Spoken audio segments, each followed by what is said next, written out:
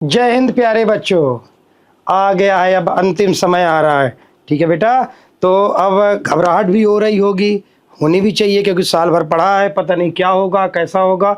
लेकिन मेरे ख्याल से जूलॉजी पोर्शन को लेकर के सब लोग बहुत कॉन्फिडेंट तो हो गए कि सर कैसा भी पेपर आए हम कर लेंगे, ठीक है ना। लेकिन बेटा जहाँ तक मुझे समझ में आ रहा है पेपर तो अच्छा आएगा, लेकिन थोड़ा बायोलॉजी पोर्शन को हो सकता है थोड़ा इस बार वो ट्राई मारे कि लेंदी करने की कोशिश करे। जैसे अपन लोगों ने भी टेस्ट सीरीज के दौरान कुछ पेपर अपन ने लेंदी किए थे, बस वैसे ही, ऐसा नहीं कि बहुत ज़्यादा। तो जो लेंदीपन है वो थोड़ा सा बढ़ सकता है। तो आपको जो टाइमिंग है ये थोड़ा दिमाग में अपन को रखनी पड़ेगी कि कई बार हम नहीं कोई मतलब देखते हैं कि बच्चे सर बायो हम तो आधे घंटे में कर लेते हैं, ठीक है, छोटा पेपर आता है आधे घंटे बिल्कुल होना चाहिए। लेकिन अगर पेपर लेंदी आता है और टाइम ज़्यादा लग रहा है, पहले पहले आपको तुरंत पेज गिनने हैं, कितने पेज में आ रहा है ये आपको अंदाजा चली जाएगा।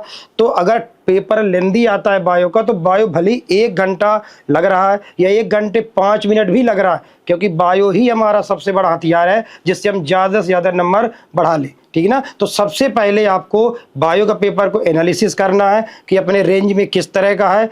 पेपर आउट ऑफ सिलेबस बिल्कुल नहीं होगा, बस उसी को थोड़ा लेंदीपन कर सकता है पेपर में, बस यही करेगा। तो अपन को जल्दी जल्दी में घबराहट में ये नहीं करना है कि मुझे फिजिक्स करनी है केमिस्ट्री करनी है तो मैं आप इसको 30 मिनट में निपटाऊं, नहीं, पहले बायो आराम से करना है, ठीक। लेंदी पेपर है, बायो आराम से होनी चाहिए, भले ही 1 घंटा टाइम लग रहा है, 1 घंटा 5 मिनट लग रहा है, कोई दिक्कत नहीं। फिर उसके बाद हम केमिस्ट्री में जाएंगे और फिर इसके बाद हम फिजिक्स में जाएंगे। तो कुछ जो जूलॉजी के मेन टॉपिक है ये बार बार अपन बात करते ही रहते हैं, लेकिन लास्ट टाइम पे मैं एक बार और बता देता हूँ। जैसे 11th में अगर बात करो तो बेटा देना 11th और 12th दो पोर्शन में से 12th का पोर्शन आप सबको पता है बहुत कम है, ठीक ना, लेकिन नंबर ऑफ क्वेश्चन 12th से ही ज़्यादा आएंगे। 11th का पोर्शन बड़ा है, क्वेश्चन का वेटेज थोड़ा सा कम है 12th के कंपेयर में। तो 11th के आपको सारे टॉपिक पता ही हैं। जैसे एनिमल किंगडम में इस समय पढ़ने की ज़्यादा ज़रूरत नहीं है, साल भर आपने पढ़ लिया, खूब आपने टेस्ट दिए हैं, ठीक ना। तो अब एनिमल किंगडम से जनरली 4 क्वेश्चन के आसपास का वेटेज रहता है, ठीक। स्ट्रक्चरल ऑर्गेनाइजेशन एंड एनिमल वाला टॉपिक आता है, इसमें फ्रॉग भी इंक्लूडेड है। अब अगर फ्रॉग इसमें इंक्लूडेड है तो कभी कभार टिश्यू से 1 आध क्वेश्चन डाल सकता है और 1 आध क्वेश्चन फ्रॉग से, जनरली 2 क्वेश्चन तक का मैक्सिमम वेटेज ही रखता है। लेकिन एक टॉपिक था जो बायोमोलिक्यूल है, ये अभी जिसका भी अभी कमजोर है ये टॉपिक, अभी भी 8 दिन बाकी है, इसको पढ़ो, ज़्यादा से ज़्यादा जितना पढ़ पाओ पढ़ लो। अगर नहीं समझ में आता है तो मैं अभी फ्री बैठा हूँ, आप 8 दिन बाकी हैं, आप आ जाओ। आज भी मैंने कई सारे बच्चों को बैठा के अलग से पढ़ाया था बहुत सारी चीज़ें। तो ये चैप्टर तो छोड़ के नहीं जाना है, क्यों? क्योंकि इस चैप्टर से 5-6 क्वेश्चन आपको बायो में मिलने वाले और कम से कम 2 क्वेश्चन आपको केमिस्ट्री में मिलने वाले। तो ये बायोमोलिक्यूल बड़ा इंपॉर्टेंट है। इसके अलावा अब आपकी शुरू होती है फिजियोलॉजी। देना फिजियोलॉजी के 6 चैप्टर हैं। फिजियोलॉजी का बहुत ज़्यादा वेटेज जो पहले आता था एक समय में, वो वेटेज तो बेटा अब नहीं रहा। मेरे हिसाब से यहाँ लगभग 10 से 12 क्वेश्चन सफिशियंट होने चाहिए मेरे हिसाब से, ठीक। और इसमें फिजियोलॉजी में इस समय आपको लास्ट टाइम पर क्या करना चाहिए कि 3 चैप्टर तो आपको पढ़ना ही पढ़ना, उसका कोई अल्टरनेट नहीं है। एक है ब्रीदिंग वाला, दूसरा हो गया आपका एक्सक्रेटरी सिस्टम और तीसरा लास्ट चैप्टर हो गया केमिकल कोऑर्डिनेशन। इसमें कोई शॉर्टकट नहीं चलेगा, ये पूरा चैप्टर आपको आना चाहिए, ब्रीदिंग, एक्सक्रीशन और हार्मोन वाला चैप्टर। इन्हीं से बेटा कम से कम 6 क्वेश्चन का दमखम रखते हैं ये 3 चैप्टर, टोटल 6 है, 3 चैप्टर 6 से 7 क्वेश्चन की दमखम रखते हैं। भले पूरी फिजियोलॉजी में कहीं से क्वेश्चन आए या ना आए, इन चैप्टरों से तो जरूर आएगा, ठीक। और जैसा मुझे लग रहा है कि पेपर लेंदी होने वाला है तो लेंदीपन यहीं से बन सकता है। और बचे आपके 3 चैप्टर, जैसे आपके बॉडी फ्लूइड एंड सर्कुलेशन बचा, तो बॉडी फ्लूइड सर्कुलेशन में ज़्यादा कुछ नहीं पढ़ना है, बस आप cardiac cycle along with ECG, बस इसके डिसऑर्डर आप पढ़ सकते हैं। और आपका ये मूवमेंट और लोकोमोशन, इसमें ही बहुत ज़्यादा दाएं बाएं क्वेश्चन नहीं आते, बस मैकेनिज्म ऑफ मसल कॉन्ट्रिक्शन वाली मैकेनिज्म, जिसको ना ही अभी पढ़ लो, अभी टाइम है, ठीक। 5 मिनट लगेंगे एक बार, कैसे स्लाइडिंग फिलामेंटस थ्योरी, कॉनेक्टिन मायोसिन, वो जो साइकिल दी गई है वो साइकिल अपन को पढ़नी है। जो मतलब मसल कंट्रैक्शन के दौरान क्या होगा, एटीपी टूटेगी, फिर पकड़ेगा, फिर क्या करेगा, स्लाइड करेगा, फिर एटीपी को रिलीज करेगा और एटीपी को बाइंड करेगा, क्रॉस ब्रिज को तोड़ने वाला, ये साइकिल इंपॉर्टेंट है। और लास्ट में इसमें ज्वाइंट और डिसऑर्डर, ठीक। और इसके अलावा न्यूरल वाले में बहुत खास क्वेश्चन नहीं बनते। न्यूरल वाले में तो आपको बस वो वाला पोर्शन आना चाहिए, मतलब इम्पल्स कंडक्शन, डीपोलराइजेशन, रिपोलराइजेशन और इम्पल्स ट्रांसमिशन कैसे होता है, ये सिंपल सा अगर पोर्शन आपको आ रहा है। और ब्रेन वाले में बहुत खास नहीं आते। ब्रेन वाले में CNS क्या है, PNS क्या है, सोमैटिक क्या है, न्यूरल क्या है, और ले दे के एक आध क्वेश्चन जो बनेगा ब्रेन के फंक्शन से आ जाएगा, किस ब्रेन के किस पार्ट का, ये मैचिंग वाला क्वेश्चन डालेगा। ठीक, तो ये बेटा रही 11th पार्ट में। 11th पार्ट में किस तरह से पढ़ना है। 11th पार्ट है बड़ा पोर्शन है बेटा ये, लेकिन उतने ज़्यादा क्वेश्चन नहीं आते जितने 12th में आते हैं। ठीक, और फिजियोलॉजी में बहुत ज़्यादा टेंशन नहीं लेना, मैंने बताया ना, वो जितने 3 चैप्टर है वो पढ़ लो। जो वो भी नहीं पढ़ पा रहा तो कम से कम सारे चैप्टरों के डिसऑर्डर तो आपको आने ही चाहिए। अब इसके बाद आते हैं बेटा 12th वाले टॉपिक में। 12th का कोई चैप्टर हमें मिस नहीं करना है, क्योंकि छोटा पोर्शन है, क्वेश्चन बढ़िया आते हैं। जैसे ह्यूमन रिप्रोडक्शन है, ह्यूमन रिप्रोडक्शन से ऑप्शन 3 या 4 क्वेश्चन। और इस चैप्टर में मेंस्ट्रुअल साइकिल की मैकेनिज्म, ओवरी के अंदर होने वाला साइक्लिक इवेंट, सबसे इंपॉर्टेंट पोर्शन है इसका। ठीक, और ह्यूमन या बेटा रिप्रोडक्टिव हेल्थ, ये चैप्टर तो खूब पढ़ा है अपन ने, खूब सारे मैंने क्वेश्चन किए। इसका भी कोई अल्टरनेट नहीं है कि सर कहाँ से आएगा, क्यों आएगा, कैसे क्वेश्चन आएंगे, नहीं, ये पूरा चैप्टर ही इंपॉर्टेंट है। कंट्रासेप्टिव डिवाइस और खास तौर से मतलब इनफर्टिलिटी वाला पोर्शन सबसे ज़्यादा आता है। एवोल्यूशन, ज़्यादातर आप लोगों का परेशानी एवोल्यूशन में ही है। मैं थोड़ा इसको ब्रीफ कर देता हूँ। एवोल्यूशन में जितना आता है वो तो आता है, ठीक है। एवोल्यूशन में बहुत ज़्यादा परेशान होने की लास्ट टाइम पे ज़रूरत नहीं है।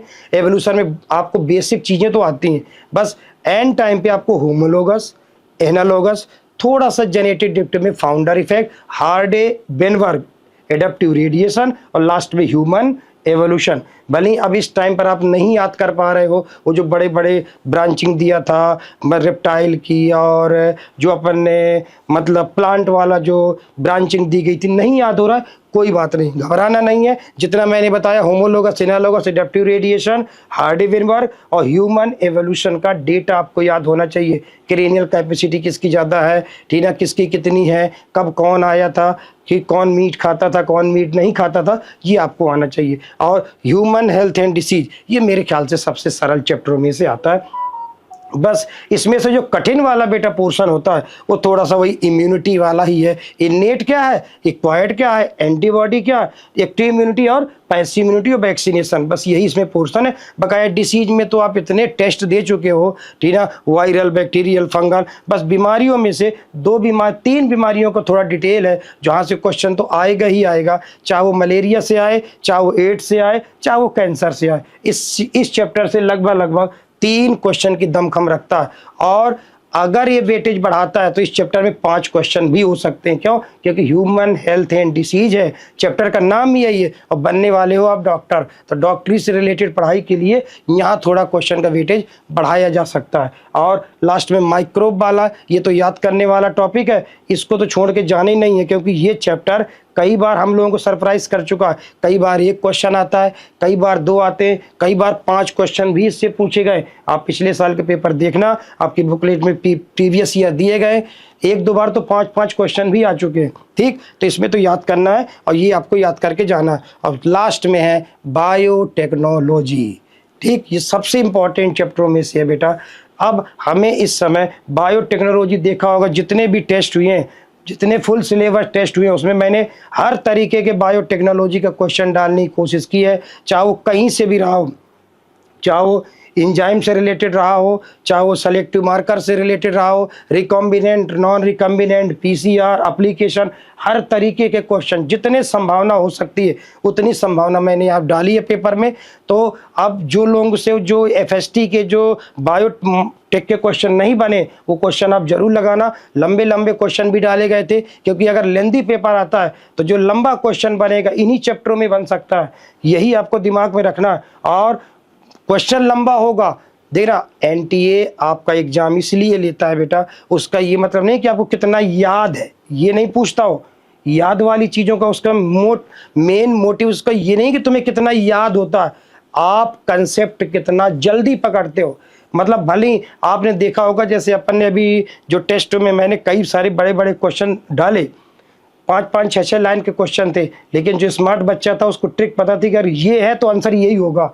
बस यही आपको ट्रिक पता करनी है कि किस तरह से क्या होने वाला है, उसका मेन कंसेप्ट क्या है, कोर कंसेप्ट हमें आना चाहिए। तो ये लंदी क्वेश्चन एक झटके में हो जाते। जैसे उसने एआई बेस्ड पिछले साल एक क्वेश्चन डाला था, ये रिसर्चर है और उसने एक मतलब एनिमल है, उसको बॉडी को कट किया तो बॉडी वॉल एलिमेंट्री कैनाल में एक कैविटी दिख रही है। अब बस जो अच्छा बच्चा था उसने यहीं से पकड़ लिया, कैविटी है तो या तो सीलोमेट होगा या तो सीडोसीलोमेट होगा 100%, बस दो में आंसर आ गया। अब कह रहा है कि एक तरफ मीजोडर्म में एक तरफ नहीं है तो 100% क्या है बेटा, सीडोसीलोम है। बस यही, अब आपको उतना बड़ा क्वेश्चन पढ़ने की जरूरत ही नहीं थी वहाँ, क्यों? क्योंकि आपको यही पकड़ना चाहता था कि आप उस पॉइंट को कैसे पकड़ते हो। क्योंकि अब डॉक्टर बनोगे तो ऐसा नहीं कि मरीज 1000 बीमारियां बताओ और बताओ बेटा और बताओ, नहीं, ऐसे पॉइंट पकड़ना है कि बीमारी की अगर उस सिम्टम बता रहा तो ऐसा कोई सिम्टम हो तुरंत आप पकड़ लो बेटा इसको, तुम्हें ये बीमारी है। बस यही दिमाग आपका चेक करना चाह रहा, इसलिए हमें कोर कंसेप्ट पे ही जाना है। तो बायोटेक्नोलॉजी सबसे इंपॉर्टेंट टॉपिक है। अब हमें एंड टाइम पे पढ़ना क्या, अब जो लास्ट टाइम चल रहा है आपका ये 8 दिन है, आपने कुछ नहीं अगर पढ़ा है तो ये लास्ट टाइम पे ये चैप्टर जरूर पूरे बायो के पहला पढ़ के जाना, बायोटेक्नोलॉजी, इसका कोई अल्टरनेट नहीं है बेटा। 10, 11 या 12 क्वेश्चन तक भी जाएंगे। बायोमोलिक्यूल, इसमें 5 क्वेश्चन के आसपास बायो में, 2 क्वेश्चन आपके केमिस्ट्री में, प्लस सेल साइकिल और सेल डिवीजन। सेल साइकिल से अकेले बेटा 4-4, 5-5 क्वेश्चन डालता है, यहाँ पर भी दिमाग लगता है, याद करने वाला कुछ नहीं है यहाँ, ठीक है ना। सेल साइकिल और सेल डिवीजन, ठीक है ना, ये बहुत बड़ा क्वेश्चन आते हैं। इकोलॉजी, इकोलॉजी में भी देखो याद करने का कई सारी चीज़ें, खासतौर से बायोडाइवर्सिटी, वहाँ से बेटा क्वेश्चन सबसे ज़्यादा पूछे आते हैं। डेटाबेस क्वेश्चन है, पिछले साल का पेपर उठाओ आप 5 क्वेश्चन मिले, पिछले साल का पेपर उठाओ 4 क्वेश्चन मिले, देना आधे घंटे के टॉपिक है लेकिन क्वेश्चन बहुत आते हैं। और सेलुलर रेस्पिरेशन, तो कहोगे सर आप इन चैप्टरों की बात क्यों कर रहे हैं? बेटा इन चैप्टरों की बात मैं इसलिए कर रहा हूँ, ये कॉमन चैप्टर है, ना ये जूलॉजी में है ना ये बॉटनी में है। ये भले ही आपको जूलॉजी वाले ने अलग पढ़ाए, बॉटनी वाले ने अलग पढ़ाए, नहीं, ये बेटा कॉमन चैप्टर है। इनसे इतने चैप्टरों से आपको अच्छे खासे सवाल कवर होंगे, ठीक है। बायोटेक हो गया, biomolecule, cell cycle, cell division, ecology और सेलुलर रेस्पिरेशन। सेलुलर रेस्पिरेशन तो प्लांट भर में थोड़ी हो रहा है, हमारे अंदर भी हो रहा है, जैसा वहाँ पढ़ा है ऐसा एनिमल के अंदर भी होने वाला। तो ये सारी चीज़ें हमें पढ़नी है। पेपर लेंदी आता है, घबराना बिल्कुल नहीं है, क्योंकि लेंदी जो मुझे लग रहा हो बायो का ही इस बार लेंदी करने की कोशिश करेगा या कुछ भी ट्रिकी करने की कोशिश करेगा। एक्सपेरिमेंट तो बायो में ही इस बार कर सकता है क्योंकि फिजिक्स में तो कर चुका, ठीक। तो बस यही है, घबराना नहीं है। 1 घंटे लगे, 1 घंटे 5 मिनट लगे, पहले बायो करना है, फिर केमिस्ट्री में जाना और अंत में फिजिक्स में आपको जितना टाइम मिलता है, जो आपकी रेंज में सवाल आते हैं वो बिल्कुल आप पहले उनको टिक करो और जल्दी जल्दी आप करके OMR भरो, ठीक। और इससे आपका सारी कहानी मेरे ख्याल से हो जाना चाहिए। और इसी के साथ अपन लोग फिर मिलते हैं, टेस्ट के बाद जरूर मिलेंगे, टेस्ट वाले दिन भी मिलेंगे। तब तक के लिए बेस्ट ऑफ लक।